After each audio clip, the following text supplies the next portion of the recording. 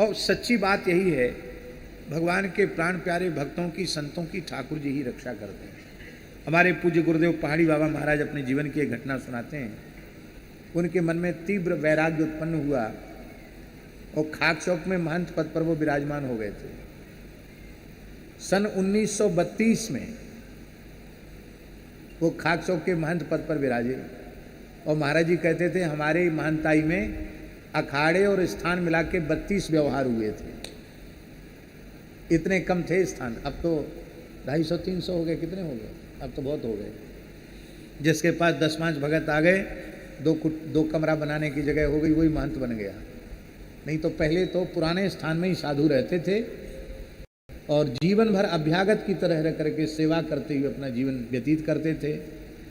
कोई स्थान बनाने की अभिलाषा पुराने समय में लोग नहीं रखते थे। तो महाराज जी कहते थे 32 व्यवहार। तो बोले एक दिन मन में आया कि अरे महंती हो गई बहुत दिन, अब हमारे गुरु भाई तो संभालते हैं ही हैं, यही संभालेंगे, चलो। सो बिना बताए चल दिए। ये बात होगी सन 1940 के करीब की बात। तो कहते अंग्रेजी जमाना था, तो ऐसी में भावना जगी कि हम जहां कागभूषुंडी जी के ऊपर भोले बाबा की कृपा हुई थी महाकाल उज्जैन में, वहीं जाएंगे। ऐसी धुन चढ़ गई तो चल पड़े वहां से।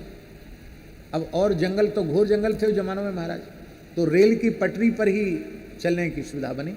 तो रेल की पटरी के सहारे चले, चलते चलते थक गए कहीं कोई जंगल में, इतनी जोर के थक गए कि रेल की पटरी पर ही, दोनों तरफ तो घास फूस जंगल, तो रेल की पटरी पर ही सो गए। एक पटरी पर सर रख लिया, दूसरी पटरी पर पैर, ऐसे लेट गए और थके हुए तो थे ही। तो कहते भयंकर नींद आ गई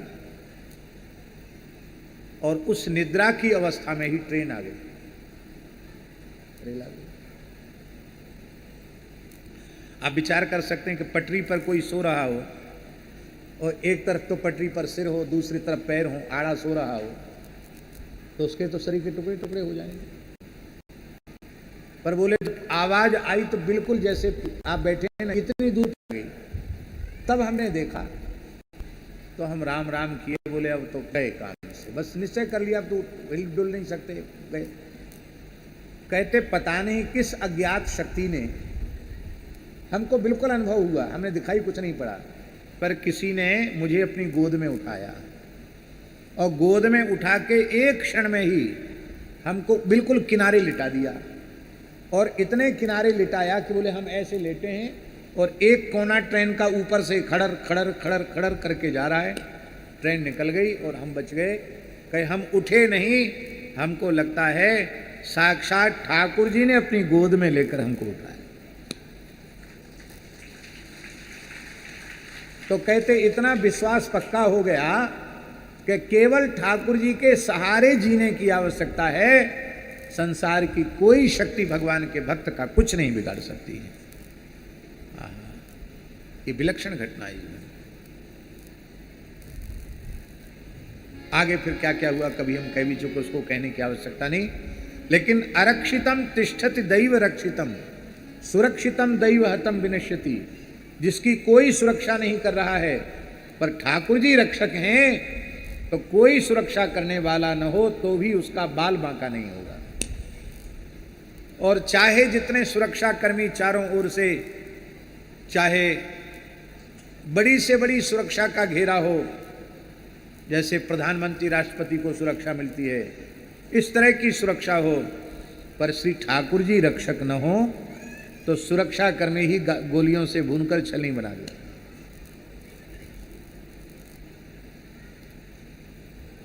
आज गर्भ के बाहर आने पर हमें आपको सबको चिंता होती, हमारी कौन रक्षा करेगा। पेट के भीतर किसने रक्षा की? संरक्षिता रक्षत यो ही गर्भे। संरक्षिता वही रक्षक हैं हमारे। कौन? रक्षत यो ही गर्भे, जो हमारी गर्भ में रक्षा करते हैं वही भगवान हमारी गर्भ के बाहर भी रक्षा कर रहे हैं। ये विश्वास वैष्णव के मन में दृढ़ होना चाहिए। और ये बात समझ में आते ही भय सदा के लिए चला जाएगा। यही है संपूर्ण शरणागति। अभयम सर्वभूतेभ्यो ददाम्येतद् व्रतम मम, मैं उसे सबसे अभय कर देता हूँ, क्योंकि वैष्णव को विश्वास हो जाता है ठाकुर जी हमारे रक्षक। यही कारण है कि घोर जंगलों में संत पड़े रहते हैं, सिंह व्याघ्र के बीच पड़े रहते हैं, और भगवान हमारे रक्षक हैं। इस दृढ़ विश्वास के कारण उनका कुछ नहीं बिगड़ता। अभी भी एक संत ऐसे हैं, उत्तराखंड में रहते हैं, रानी खेत वाले मोनी जी महाराज। अपने गुरु महाराज के आदेश से वहाँ वो भजन करते थे, और वो मिलिट्री का क्षेत्र है पंडित जी महाराज, मिलिट्री का क्षेत्र। ये वहाँ एक गुफा है प्राचीन, उस गुफा में रह के भजन करते थे। तो फौज का सर्वोच्च अधिकारी आया, उसने क्या देखा कि बाबा जी तो बैठ के जप कर रहे हैं मोनी बाबा, और उनकी कमर के पीछे बब्बर शेर बैठा है। ऐसे बैठा है जैसे हमारे पीठ के पीछे तकिया लगी ना, ऐसे शेर बैठा है। शेर बैठा रहा, महाराज अपना भजन पाठ सब करते रहे, शेर उठा और चला गया।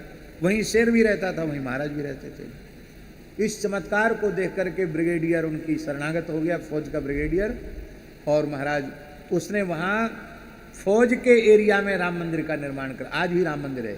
मोनी जी का भी लगभग 100 वर्ष की है, और आज भी उनके स्थान में शेर चीते आ जाते हैं।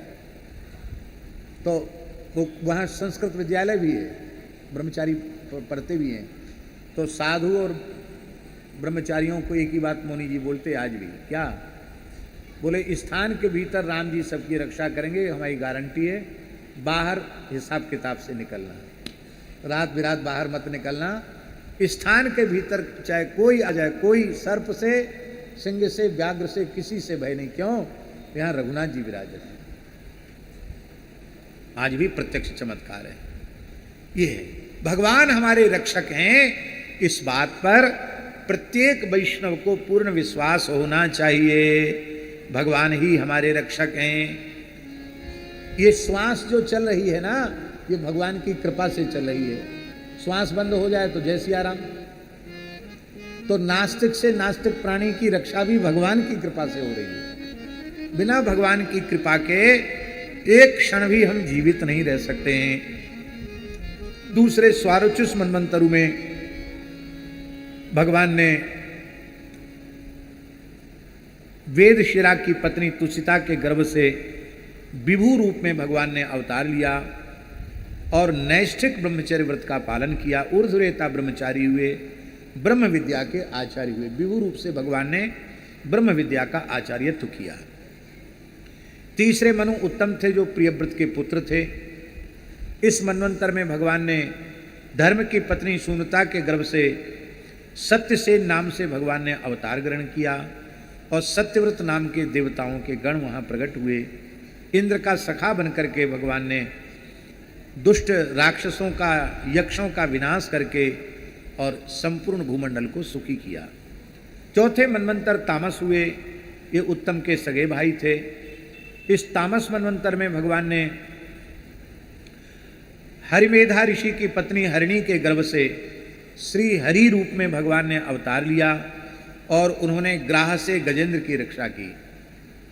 हरिमेधा ऋषि की पत्नी हरिणी, उनके गर्भ से भगवान ने जन्म लिया, इसलिए भगवान का नाम हुआ श्री हरि। ये अवतार महाराज जी विप्रकुल में हुआ, ऋषिकुल विप्रकुल में हुआ।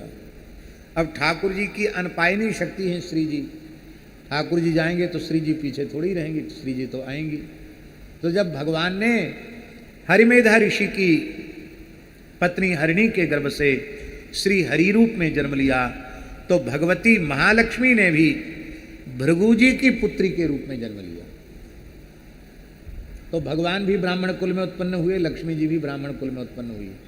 उस समय लक्ष्मी जी का नाम रखा श्री देवी। क्या नाम रखा? श्री देवी। श्री यह नाम हुआ लक्ष्मी जी का। ये सब गोपी बन के तैयार हो रही। भैया अभी गोपिन को काम ना है, अभी तो बहुत कथा लंबी है। ब्रजवासी छोटे छोटे बालक अपने सब आए रहे हैं। तो भगवान ने भृगु जी के लक्ष्मी जी ने भृगु जी को अपने पिता के रूप में स्वीकार किया और भगवान भृगु जी के जामाता बने। भृगु जी ससुर हैं भगवान के, लक्ष्मी जी उनकी पुत्री हैं, भार्गवी। इसलिए लक्ष्मी जी का एक नाम भार्गवी है। ये विवाह का भी वर्णन पुराणों में बड़े विस्तार से है। इस विवाह में बहुत लंबी चौड़ी बारात निकली है। भगवान बारात लेकर के गए, समस्त देवता ऋषि इस बारात में सम्मिलित हुए और भृगु जी के यहाँ भगवान का विवाह संपन्न हुआ श्री लक्ष्मी जी के साथ, श्री देवी के साथ। और विवाह करके जब ठाकुर जी गरुड़ पर विराजमान होकर चले तो श्री लक्ष्मी जी ने कहा, श्री जी ने कहा कि इन सृष्टि के जीवों से हम बहुत दूर नहीं रह सकते, आप बहुत दूर मत जाइए। तब भगवान ने अपने त्रिपाद विभूति वैकुंठ को छोड़ करके ब्रह्मलोक के ऊपर रमा वैकुंठ की स्थापना की। इस रमा वैकुंठ से ही साप और अवतार आदि की जो लीला होती वहीं से होती है। ये प्रकृति मंडल ब्रह्मलोक के ऊपर है ये, और बाकी जो नित्य गोलोक साकेत वैकुंठ है वो प्रकृति मंडल की सीमा के परे है। ऐसा है। बोलो श्री हरि भगवान की जय। इसी हरि अवतार में भगवान ने गजेंद्र भक्त को और ग्राह के संकट से मुक्त किया था। क्षीर सागर के मध्य में त्रिकूट नाम का सुंदर पर्वत था। ये पर्वत योजनायुत मुच्छ्रिता 10,000 योजन ऊंचा था। 10,000 योजन का अर्थ है 40,000 कोस ऊंचा। 40,000 कोस का अर्थ है 1,20,000 किलोमीटर ऊंचा। इतना ऊंचा यह पर्वत था। चांदी लोहा स्वर्ण के शिखर थे, बड़ी सुंदर उसकी छटा थी, बड़ा विस्तार से उसकी शोभा का वहाँ के वन का वर्णन है। इसी में वरुण का एक उद्यान था ऋतुपान नाम का, देवांगनाएं क्रीड़ा करती थीं और यहीं यह गजेंद्र भक्त निवास करता था। ये पूर्व जन्म का इंद्रद्युम्न नाम का राजा था जो अगस्त जी के हिसाब से हाथी की योनि में चला गया था। एक दिन की बात है, इस गजेंद्र को प्यास लगी और अपने हाथियों के हथनियों के झुंड के साथ ये उसी विशाल सरोवर में जो ऋतुमान नाम के बगीचे के मध्य स्थापित था, सघर्म तप्तः करभि करेणभिर्व्रतो मदच्युत कल्प भैरनुद्रुता गिरिम गरिम्णा परितः प्रकंपयन निषेव्यमाणोलि कुलैर मदासनैः। वह उस सरोवर में प्रविष्ट हो गया। वो सरोवर 1200 किलोमीटर लंबा था और 1200 किलोमीटर चौड़ा था। एक प्रकार से समुद्र ही था, मीठे जल से भरा हुआ बस सरोवर था। जल में क्रीड़ा करने लगा, स्वयं स्नान कर रहा था, सूंड में पानी भर भर के हथनियों को बच्चों को स्नान करा रहा था, आनंद विभोर हो रहा था। उसी समय एक भयंकर ग्राह ने उसके पैर को पकड़ लिया। उसने बहुत बलवान था गजेंद्र, उसने छुड़ाने का बहुत प्रयत्न किया लेकिन वो सफल न हो सका। उसकी हथनियों ने, उसके भाई बंधुओं ने, उसके परिवार के हाथियों ने सहायता की, उसको छुड़ाने की कोशिश की लेकिन वो भी सफल नहीं हो सके। और अंत में धीरे धीरे उसकी हथनियाँ भी उसे छोड़कर चली गईं, उसके भाई बंधु भी उसको छोड़ के चले गए, उसके बच्चे भी उसको छोड़ के चले गए। संसार की स्थिति यही है। जो उस वन के समस्त गजों का गजराज था, जब उसे इस संकट में देखा कि अब ये तो मरेगा ही, ये बचने वाला नहीं है, तो सब छोड़ के चले गए। संसार में ऐसा ही होता है महाराज जी। ये जीव जो है ना, ये मतवाला हाथी ही है। स्त्री पुत्र संसार परिवार में मस्त रहता है, विषय का सेवन करना ही इसकी जल के लिए है। और इसी बीच में मृत्यु रूपी ग्राह इसका पैर पकड़ लेता है। बहुत कोशिश करता है इससे बचने की लेकिन बच नहीं सकता। सूचना देती है मृत्यु, बाल सफ़ेद हो गए, सूचना दे दी कि अब समय पूरा हो रहा है, सावधान हो जाओ। नहीं होता, रंग लगा के बाल काला कर लेता है, दांत टूट गए नए दांत लगवा लेता है, आँख की ज्योति कम हो गई, लेंस डलवा लेता है, नया चश्मा बनवा लेता है, खूब कोशिश करता है, नाप तौल के खाता है, खूब आँख नाक दबाता है, बहुत कोशिश करता है कि हम मृत्यु से लड़ें, पर न तो बुढ़ापे से लड़ सकता है न मृत्यु से लड़ सकता है। और ऐसे संघर्ष करता हुआ, काल रूपी ग्राह से संघर्ष करता हुआ, ये विषय भोग से मतवाला जीव रूपी गजेंद्र जब उसको अंतिम क्षण आता है तो धीरे धीरे सब उसका साथ छोड़ देते हैं। हमने ऐसे परिवार भी देखे हैं जो कहते महाराज अब इनकी मुक्ति हो जाए, आशीर्वाद दे दो। हम लोग ऊब गए हैं।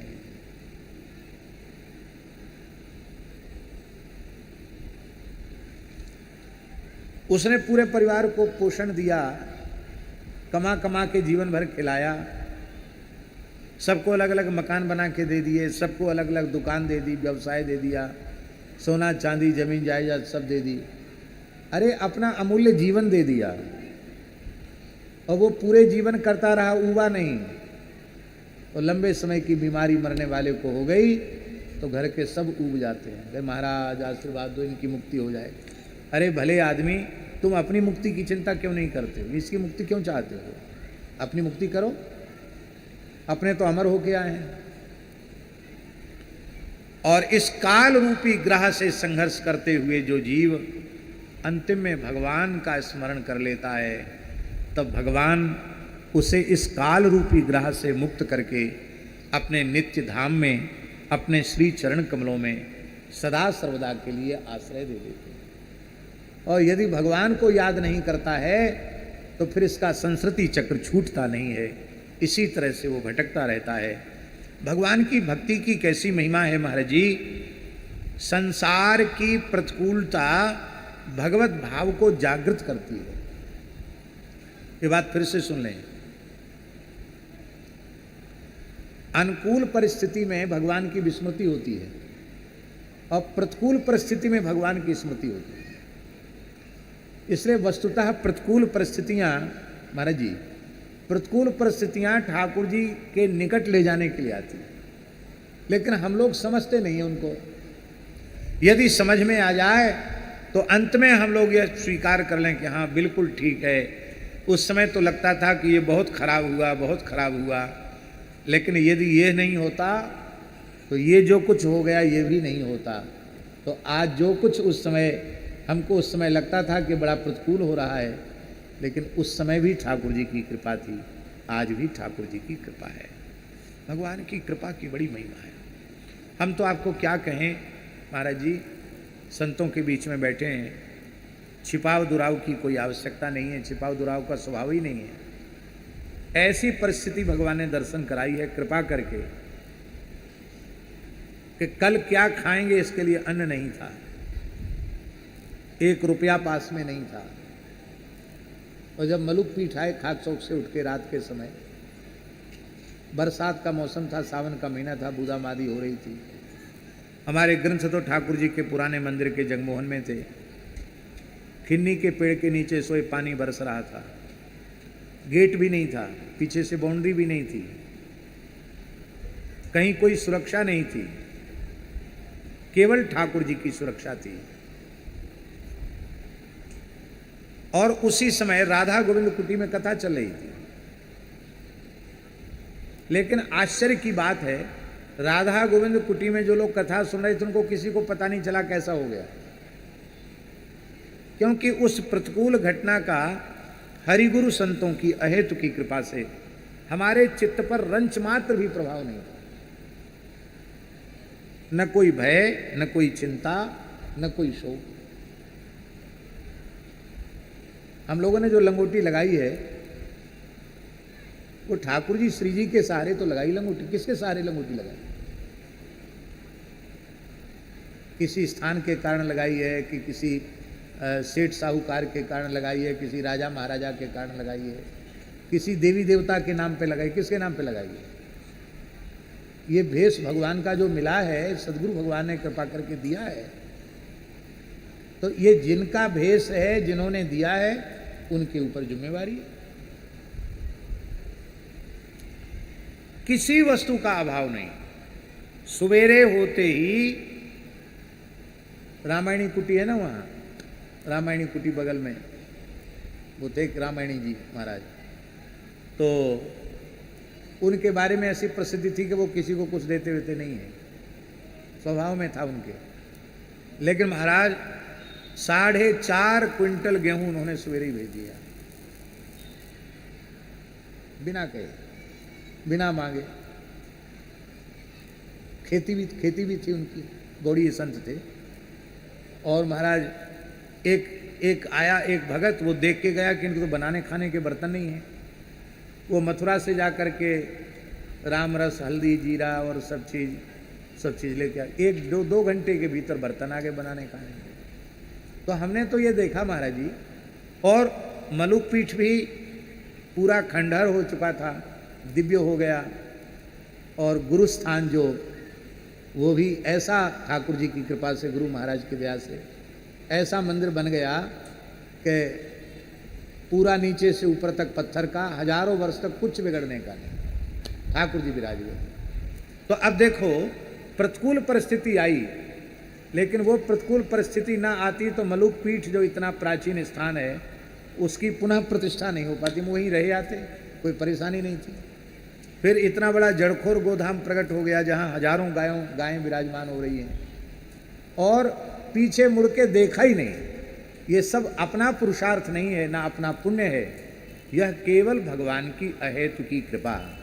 तो प्रतिकूल परिस्थिति भी भगवान की कृपा है और अनुकूल परिस्थिति भी भगवान की कृपा है।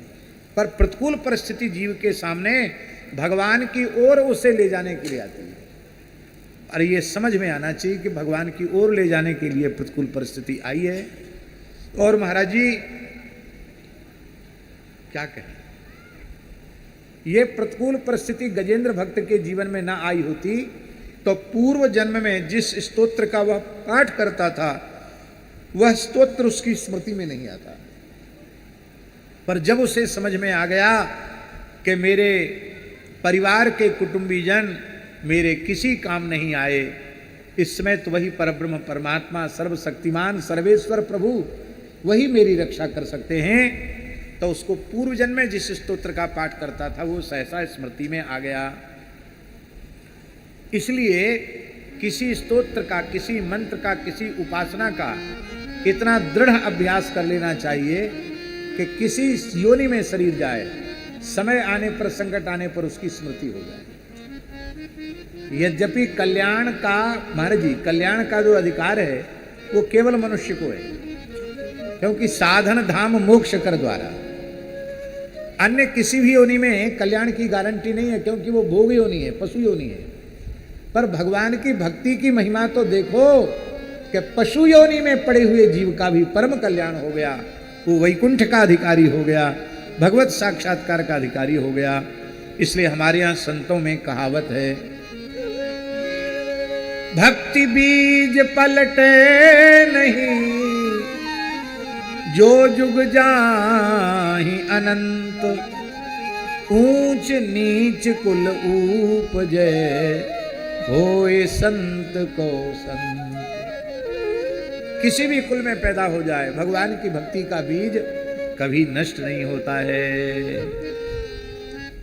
श्री वृंदावन बिहारी लाल की जय। जय जय श्री राधे।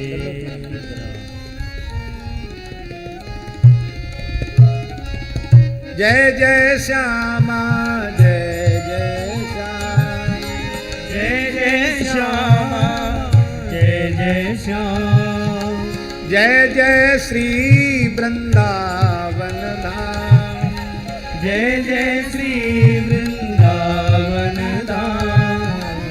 जय जय श्यामा, जय जय श्याम, जय जय श्यामा, जय जय श्याम। जय जय श्री वृंदावन धाम, जय जय श्री वृंदावन धाम। अब महाराज जी वह पूर्व जन्म में जो स्मृति में था उस स्तोत्र का पाठ करने लग गया। महाराज जी उसको युद्ध करते करते समासहस्रम व्यगमन महीपते, 1000 वर्ष युद्ध करते करते व्यतीत हो गए और अंत में उसने भगवान की स्तुति की। यह कश्चने सो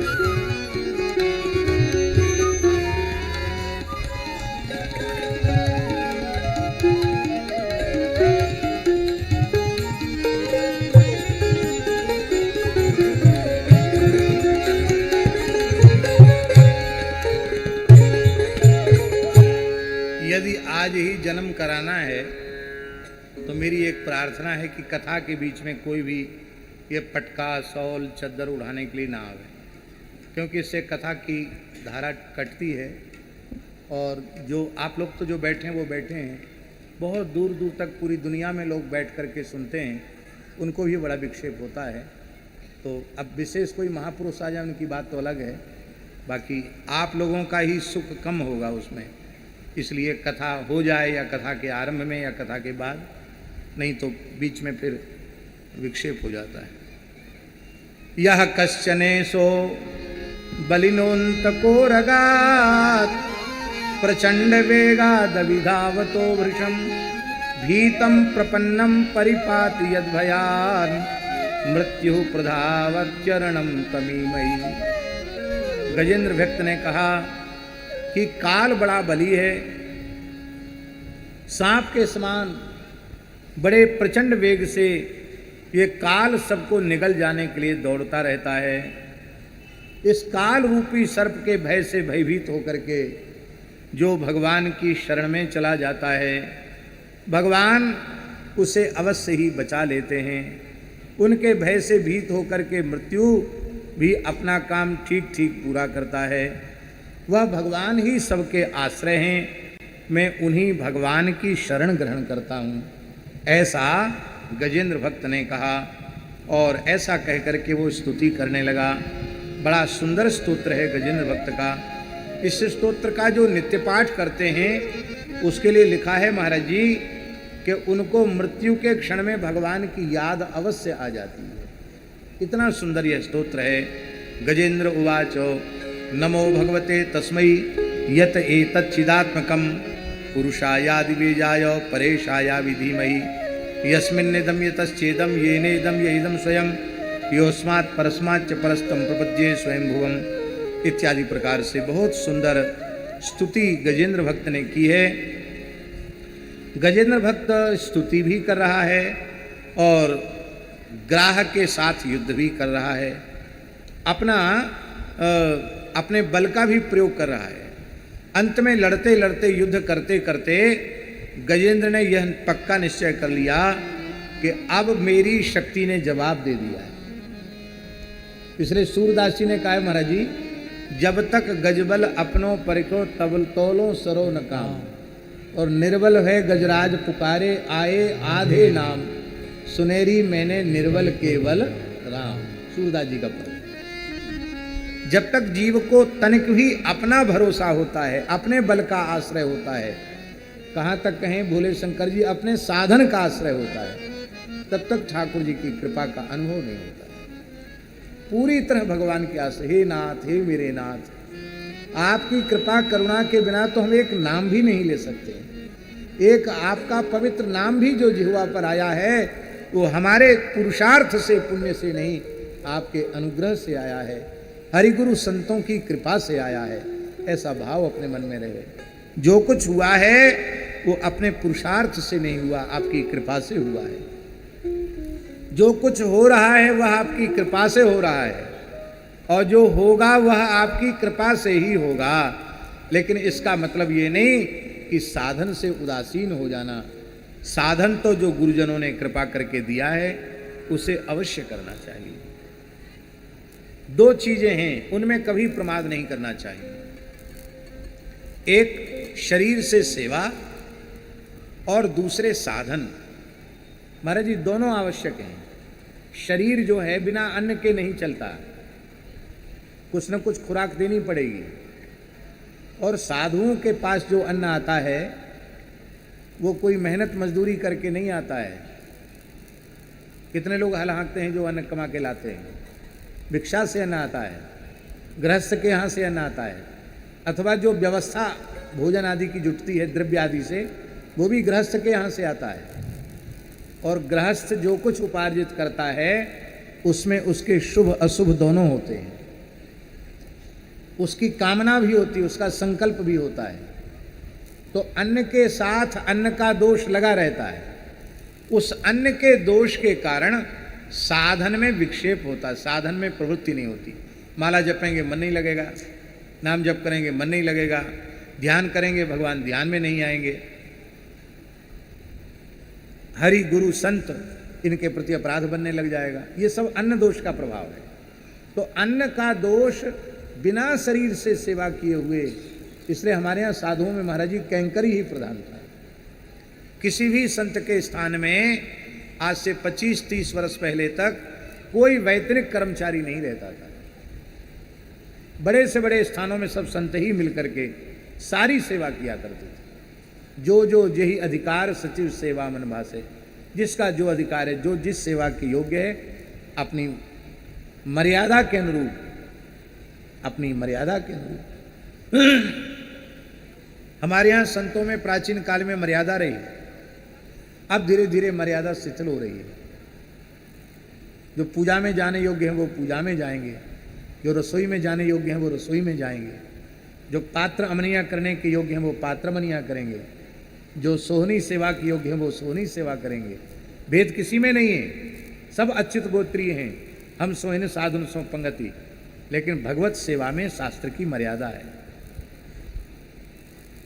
रसोई में मर्यादा है, पूजा में मर्यादा है। तो धीरे धीरे जो सेवा से उदासीनता आ रही है, उसी के कारण चाहे जिस संप्रदाय में दीक्षा ले लो, चाहे जैसा कपड़ा पहन लो, हम जहां खड़े थे वहीं के वहीं खड़े हैं। कई बार तो जहां खड़े थे उससे भी बहुत नीचे चले गए। ग्रह त्याग के समय जैसा विश्वास था, जैसी श्रद्धा थी, जैसी भावना थी, वो हमारा मूल धन था, हमने उसको भी गंवा दिया। इसलिए सेवस्व साधु पुरुषान जही काम तृष्णाम, साधु पुरुषों की सेवा निष्काम भाव से करो और सेवा से ही सब कुछ मिलेगा। सेवा के बिना साधन में प्रवृत्ति नहीं होगी। इसलिए सेवा करते हुए जो साधन करते हैं उन्हीं का साधन सफल होता है। और नहीं तो कई बार साधन के नाम पर भी लोग पाखंड करने लग जाते हैं। अभी कुछ समय की पूर्व की बात है, एक प्रामाणिक महापुरुष ने हमको एक महानुभाव के संबंध में बताया कि हमने उनके बारे में सुना कि वो तो चित्रकूट में 6 महीना केवल थोड़ा सा दूध लेके राम राम करेंगे। तो हम उनका अकस्मात दर्शन करने पहुंच गए। तो दर्शन करने पहुंच गए तो क्या देखा, वो बड़े प्रेम से भुना हुआ चना खा रहे थे। तो महात्मा ठहरे, उन्होंने तपक से पूछ लिया, महाराज जी आपका तो बड़ा प्रचार है कि आप 24 घंटे में छटाक 1.5 छटाक गैया का दूध लेते हैं, बाकी भजन करते हैं, आप तो यहाँ चना खा रहे हैं। बोले हाँ, थोड़ा चेलों ने प्रचार उचार कर दिया है, क्या करें, बिना खाए काम नहीं चलता है। अरे भाई, बिना खाए काम नहीं चलता तो ये प्रचार करने की क्या आवश्यकता है कि हम चटाक भर दूध पीते हैं, 50 ग्राम 100 ग्राम दूध पी के रहते हैं, इसकी क्या आवश्यकता है भाई? साधुता है क्या महाराज जी? मन वाणी क्रिया में एक रूपता, इसी का नाम साधुता है। हम जैसे हैं वैसे आपके सामने हैं, उसमें अपने को बनाने की, छिपाने की और अपने आप को प्रस्तुत करने की क्या आवश्यकता? हम जैसे हैं वैसे हैं। तो बिना सेवा के आप साधन के नाम पर भी काम चोरी करके बैठोगे तो पाखंड होगा, दंभ होगा। इसलिए सेवा कथा रसमहो नितराम पिबत्वम। गोकर्ण जी महाराज ने पहले सेवा का नाम लिया, बाद में सत्संग का नाम लिया। सत्संग का नाम 2 नंबर पर, सेवा का नाम 1 नंबर पर। इसका मतलब है बिना सेवा के सत्संग करोगे तो वो पचेगा नहीं, वो केवल वाणी का विलास बन करके रह जाएगा। और सेवा करते हुए सत्संग करोगे तो वो आपके जीवन में उतर जाएगा। आप गिरिराज जी की परिक्रमा गए हैं? गिरिराज जी की परिक्रमा में ये जो अपना कुसुम सरोवर है, उसके पहले ग्वालियर मंदिर है, वहां एक महापुरुष निवास करते थे। बहुत अच्छे संत थे, उनका परिकर भी बहुत दिव्य था। नित्य प्रति भागवत का सत्संग होता था 1 घंटा, बाकी लोग सेवा करें और नाम जप करें। तो उनके एक शिष्य बने, उनका नाम था श्यामदास।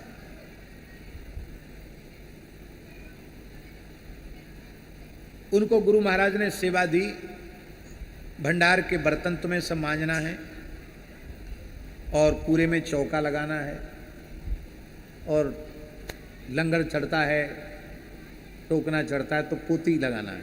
पोती लगाते हैं ना नीचे से। वो उसी काम में लगे रहते, नाम जप करते रहते। अब ऐसी सेवा बाल भोग बने तो फिर पूरा चौका, कच्ची रसोई पूरी चौका लगे। राजभोग बाद फिर पात्र मनिया, फिर चौका लगे।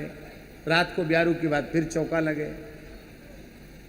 उनको सबसे अधिक सेवा का भार था, पर गुरु महाराज इतने प्रसन्न रहते थे उन पर कि जब तक वो आके बैठ नहीं जाते तब तक कथा शुरू नहीं करते। श्यामदास कहाँ गए? बुलाओ भाई श्यामदास को। एक दिन श्यामदास नहीं आए तो कहा श्यामदास क्यों नहीं आए, पता करो। तो उनको महाराज जी क्या देखा, सच्ची घटना है ये, जिन संत की घटना है उनका दर्शन हमारे पूज्य गुरुदेव भक्तमाली जी ने किया। अब इससे आप समझ सकते हैं कि कोई 1000 साल पुरानी घटना नहीं है, 70-75 साल पुरानी घटना होगी।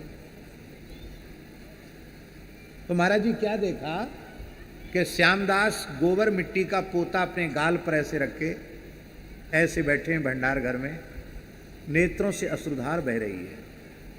बुलाए तो कुछ बोले नहीं। बोले महाराज जी वो तो वहाँ बैठे हैं, गुरु जी वो तो वहाँ बैठे हैं। बोले उसको लेके आओ यहाँ। लेके आए। श्यामदास क्या हो गया? श्यामदास कुछ नहीं बोल पाए, रोने लगे। गुरु जी ने हृदय से लगाया और कहा आज तुम किशोरी जी की सहचरी हो गए। हुआ यह था कि वो पोता लगा रहे थे, उसी समय कुसुम वन में विहार करके युगल प्रियालाल गलवहियाँ दी हुई भंडार घर के ही द्वार से भीतर प्रवेश किए तो छम छम किशोरी जी चल रही थी। उनको देख करके हाथ में पोता था, गाल पे रख के ऐसे देखते रह गई। युगल सरकार ने सिर पर हाथ रखा और उनको श्यामा सखी कहा। क्या कहा? श्यामा सखी कहा। तो श्यामा सखी हो गई। तो जो लोग लंबे समय से वहां थे उनको कुछ नहीं दिखा, और जो थोड़े समय में आए थे सेवा करते करते उनको सिद्धि हो गई। लेकिन ये बात सबकी समझ में नहीं आती है। हमारे पूज्य सदगुरुदेव भगवान श्री भक्तमाली जी महाराज कहते थे, हमें अपने जीवन में जो कुछ मिला है वह केवल संतों की सेवा से मिला। सामने गौर गदाधर वाले महंत जी बैठे हैं, सेवा की साक्षात प्रतिमूर्ति। गौर गदाधर मंदिर ऐसा है कि कोई साधु कभी चला जाए, सबके लिए आश्रय है, और स्वयं महंत स्थान के स्थान प्रधान होकर के भी स्वयं सेवा में लगे रहते हैं। हमको तो कई बार लगता है कि जिन नए साधकों में सेवा भावना नहीं है, उनको गौर गदाधर मंदिर में महंत जी के पास रहकर कुछ दिन उनसे सेवा की शिक्षा लेनी चाहिए कि संतों की सेवा हम कैसे करेंगे। सेवा की बहुत महिमा है। तो बिना कैंकरी के, उसमें बहुत ध्यान देकर के सुने, पुरानी बात बता रहे हैं। आरती स्तुति में खड़े होना सेवा नहीं है, पंगत कर लेना सेवा नहीं है, अमनिया में बैठ जाना सेवा नहीं है। एक विशेष कोई सेवा करते हुए पंचायती सेवा करना, ये हमारे संतों में इसी को सेवा का स्वरूप कहा गया। क्या कहें, समय ऐसी बीत जाता है। एक हमारे खाक चौक में महात्मा थे महाराज जी, भले बाबा, नाम तो कुछ और था उनका, पर सब लोग उनको भले बाबा कहते थे। हर बात में कहते थे भले भले भले, तो उनको लोगों ने कहना आरंभ कर दिया भले बाबा। मध्य प्रदेश में मंदसौर जिला है, मंदसौर जिला में एक बड़े स्थान के महंत थे। वो हर साल यज्ञ करते थे, बड़े प्रतिष्ठित स्थान के महंत थे, हर साल यज्ञ करते थे, बहुत साधु पहुंचते थे उनके यहाँ। पर खाक चौक में 2 महीना आके रहते थे, सावन भादों ब्रजवास करते थे, फिर चले जाते थे। तो लगभग 90 वर्ष से ऊपर की आयु थी, और झाड़ू लेकर पूरे स्थान में झाड़ू लगाते, खड़े नहीं हो पाते थे, कमर झुक गई थी, बैठे बैठे पूरे में झाड़ू लगाते, बहुत बढ़िया सोहनी सेवा करते। तो पूज्य खाकचौक वाले महंत जी महाराज, हमारे पूज्य गुरुदेव पहाड़ी बाबा महाराज ने उनको डांट कर कहे, भले शांति से एक जगह नहीं बैठ सकता, हमारे यहाँ सब सेवा करने वाले लगे हुए हैं, तो बुढ़ा मूर्ति होकर के इतना सेवा क्यों करता है, प्रेम से प्रसाद नहीं पा सकता है, खबरदार आज के बाद झाड़ू उठाई हाथ में, तो राम राम कर, राम राम, डांट दिया। महाराज जी तो ऐसे बोलते थे। भले बाबा भीतर गए, धूना घर में आसन था उनका, अपना आसन लपेटा टाट में, और महाराज जी को साष्टांग प्रणाम करके रोने लगे। महाराज कहाँ जा रहे हो? बोले अब अपने स्थान जा रहे हैं, अब लौट के नहीं आएंगे। क्यों? कहते हम यहाँ प्रसाद राम जी का पाते हैं, सेवा नहीं करेंगे तो प्रसाद नहीं पाएंगे, बिना प्रसाद पाए शरीर चल नहीं सकता। इसी स्थान में पहले हम रसोई भी बनाते थे, बर्तन भी मांजते थे, गौ सेवा भी करते थे, झाड़ू भी लगाते थे। अब शरीर बुढ़ा हो गया है, अब केवल सोहनी सेवा करते हैं, झाड़ू लगाते हैं, उसमें भी आपने प्रतिबंध लगा दिया। तो अब प्रतिबंध का मतलब, सेवा पर प्रतिबंध का मतलब है प्रसाद पर प्रतिबंध। सेवा नहीं करेंगे तो प्रसाद नहीं पाएंगे, और बिना प्रसाद पाए रह नहीं पाएंगे। इसलिए आसन बांध लिया, अब हम लौट के नहीं आएंगे। चल बकबक करता है, ए उठाओ महात्मा, उठाओ इसका आसन, लगा दो फिर से, अब नहीं रोकेंगे, जाओ करो। फिर झाड़ू उठाई, फिर चले गए, जीना चढ़ के छत पर फिर झाड़ू लगाने लगे। महाराज जी बोले देखो ये पुराने संत हैं, 90 साल से ऊपर की उम्र है, और बिना सेवा किए हुए भोजन नहीं करते। आज स्थिति ये है, कलयुग इतना भयंकर सबके सिर पे चढ़ गया, अब स्थिति ये है कि सेवा बताओ तो चले जाएंगे, और सेवा नहीं हो तो मनमानी करो, चाहे जब खाओ, चाहे जो खाओ, चाहे जब सो, चाहे जब उठो। कोई अनुशासन आपके जीवन में नहीं है तो आप पड़े रहो। थोड़ा भी अनुशासन हुआ कि आपको, फिर आपका मन नहीं लगेगा वहां। ये दुर्भाग्य है। प्रत्येक साधक को आत्मनिरीक्षण करना चाहिए कि हमने गृह त्याग क्यों किया। संसार के जो लोग हैं उन्हें कम से कम भगवान नहीं मिले तो संसार तो मिला, संसार का भोग तो मिला, और साधु बन गए, संसार के भोग से भी वंचित हो गए, और ठाकुर जी भी मिले नहीं हैं। माया मिली न राम, दुविधा में दोनों गए, माया मिली न राम। गृहस्थ के ऊपर भार कम है, साधु के ऊपर भार ज्यादा है। बहुत कठिन है साधु बनना, बहुत कठिन है, बहुत कठिन है, अत्यंत कठिन है। जैसे ब्रज में कहावत है ना कि मोर चितई चिताए हमें, ऐसे ही हमको तो लगता है संत बने बनाए आते हैं। बोलो वृंदावन बिहारी।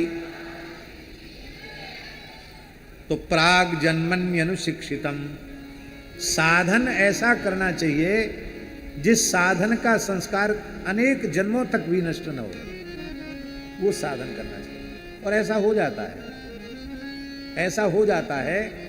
अब उसकी अनुभूति तो हम आपको नहीं बता सकते हैं, लेकिन हम बहुत विश्वास पूर्वक ये कह सकते हैं कि जन्मांतरीय जो साधन है वो इस जन्म में काम आता है। इस बात को हम बहुत विश्वास पूर्वक कह रहे हैं, बस इतना आप स्वीकार कर लीजिए। जन्मांतरीय साधन भी इस जन्म में काम आ जाता है। इसलिए भगवान के अनुग्रह से एक नाम भी जो जिह्वा पर प्रकट हुआ है वह भी कभी व्यर्थ जाने वाला नहीं है। और जब अपने साधन के बल से, अपने पुरुषार्थ के बल से जब गजेंद्र भक्त उदासीन हुआ और उसने देखा कि अब तो बस हमारी सूंड भी एक जौ के बराबर बची है पानी में डूबने से, अब तो भगवान ही हमारी रक्षा करें, तो सोन्तः सरस्युरुबलेन गृहीत आर्तो दृष्ट्वा गरुत्मति हरिम खवपात चक्रम उत्क्षिप्य साम्बुजकरम गिरमाह कृच्छ्रान नारायणाखिल गुरो भगवन् नमस्ते। नारायणाखिल गुरो भगवन् नमस्ते।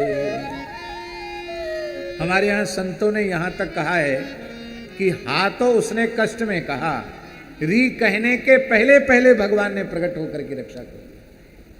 भगवान को गरुड़ जी का वेग भी कम लगा, भगवान गरुड़ की पीठ से कूद पड़े। खवपात चक्रम, चक्र लेकर के भगवान, मत डरो मां भैंसी, डरो